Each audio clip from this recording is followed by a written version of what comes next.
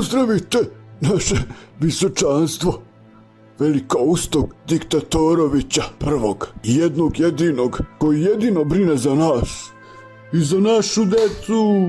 I za naše životinje. Je li za naše biljke? Dosta. Zavetnici moji, hoću da obiđete građane. Utvrdite da li su mi lojalni. Ako nisu, dajte im po jednu crvenu. Onim koji su malo pametniji, njima dajte 2.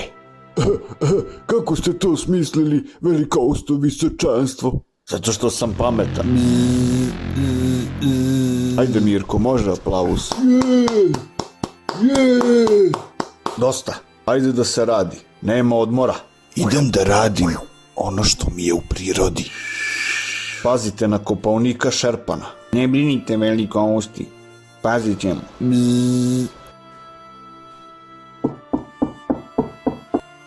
Otvorite u ime velikoustog. A šta ako neću? Ovo je demokratska zemlja što mi daje za pravo da ti razvalimo vrata. Dobro. A šta nudite? Da li podržavaš velikousto veličanstvo? Evo neka. A jel si pametan? Izuzetno sam pametan. Čim podržavam velikoustog, jako sam onda pametan. Onda ti predlažem da otvoriš. Daćemo ti 2 crvene. Opa, može. Sačekajte moment.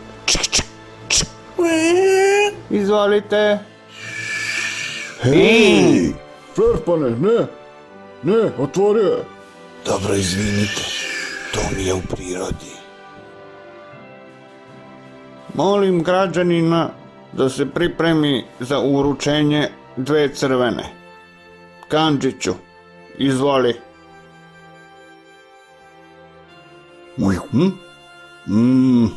Jedna crvena.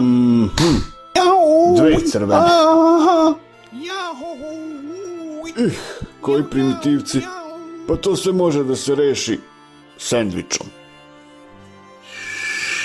Izvinite, to mi je u prirodi. Jau.